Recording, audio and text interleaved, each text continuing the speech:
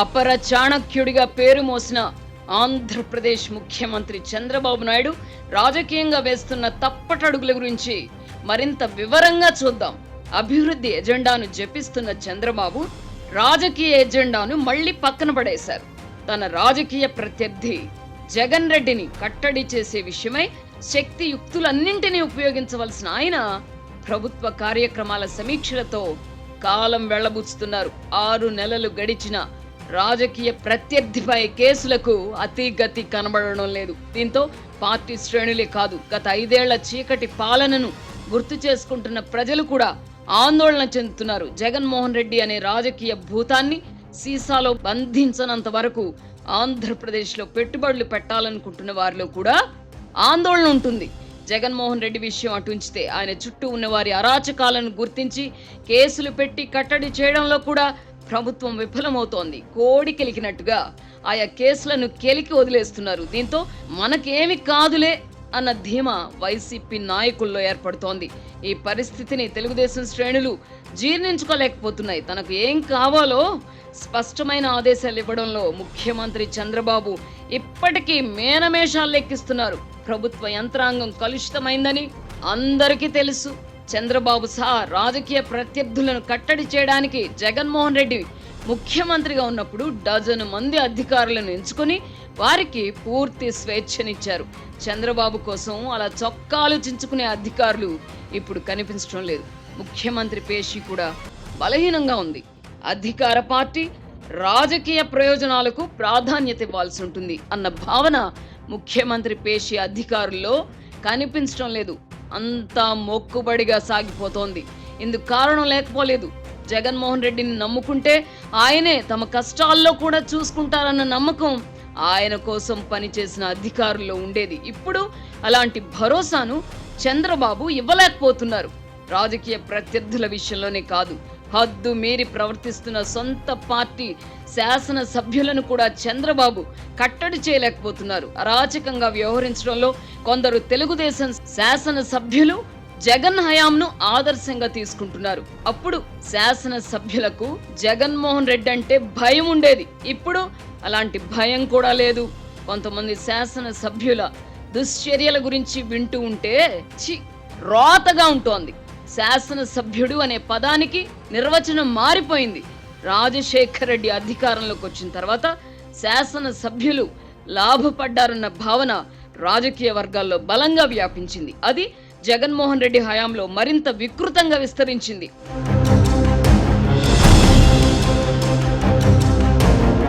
తెలంగాణలో కేసీఆర్ అధికారం కోల్పోవడానికి బీఆర్ఎస్ శాసన సభ్యుల దందాలు కూడా ఒక కారణం.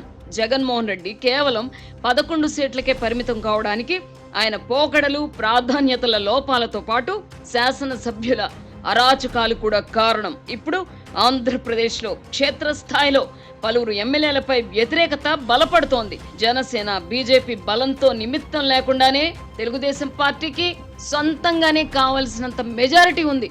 ఈ పరిస్థితుల్లో కూడా చంద్రబాబు సొంత పార్టీ వారిని కట్టడి చేయలేకపోతే అది చేతగాని తనమే అవుతుంది.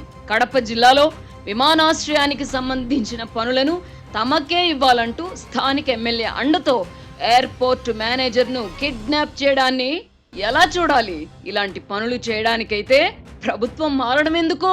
జగన్ రెడ్డి పాలనలో ఇంతకంటే దౌర్జన్యాలను పకడ్బందీగా చేశారు కదా.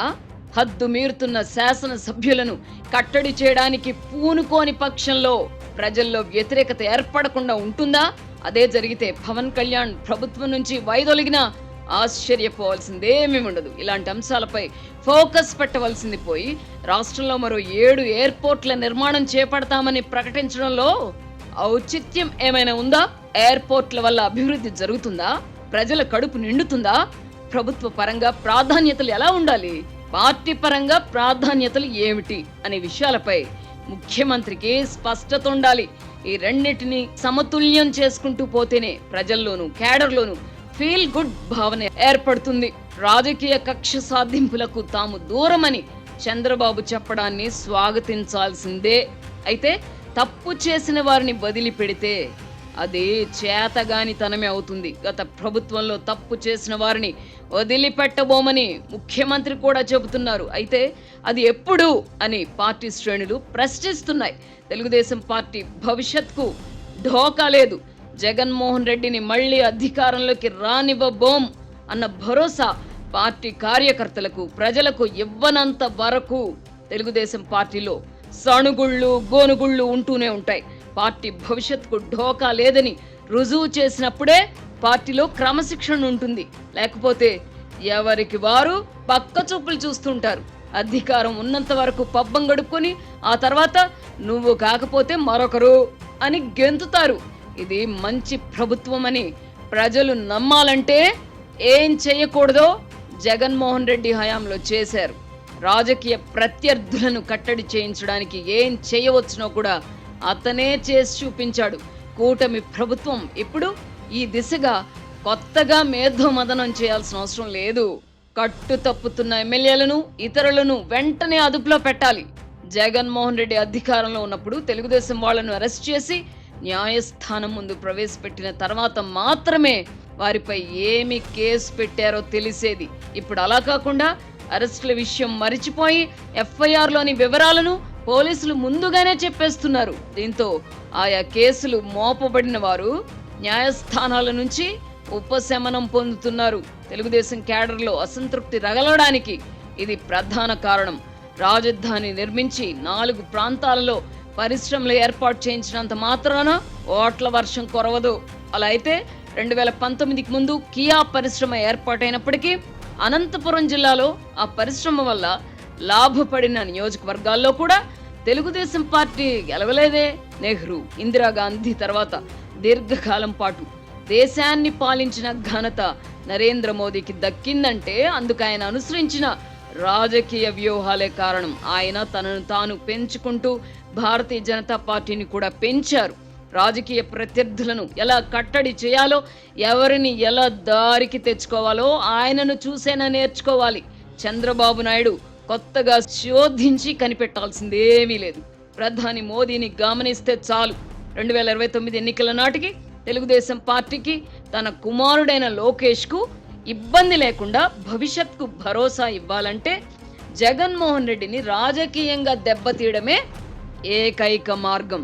జగన్మోహన్ రెడ్డిని అష్టదిగ్బంధనం చేయగలిగితే 2029 ఎన్నికల గురించి ఆలోచించాల్సిన అవసరం కూడా ఉండదు. ఆ ఎన్నికల్లో తెలుగుదేశం పార్టీ గెలుపు నల్లేరు మీద నడకలా ఉంటుంది. తెలుగుదేశం పార్టీ నాయకత్వాన్ని కూడా లోకేష్ కు బదలాయించడానికి ఆటంకాలు ఎదురుకావు. ఈ దిశగా చర్యలు తీసుకోకుండా ఉదయం నుంచి రాత్రి పొద్దుపోయే వరకు బిజీగా గడిపితే పార్టీ క్యాడర్ తో పాటు ప్రజలకు కూడా చంద్రబాబు దూరం అవుతారు. 2019-2024 మధ్య కాలం నాటి చేదు అనుభవాలను చంద్రబాబు అనుక్షణం గుర్తు చేసుకోవాలి. ఇకపై చంద్రబాబు అడుగులు సరైన మార్గంలో పడని పక్షంలో 2019-2024 మధ్య కాలంలో ఆయనకు అండగా నిలిచిన వర్గాలు, వ్యక్తులు కూడా ఆయనకు దూరం అవుతారు. జాగ్రత్త. 2029 నాటికి తనకుండబోయే ప్రతికూలతలను దృష్టిలో పెట్టుకొని మెలిగితే చంద్రబాబుకే మంచిది.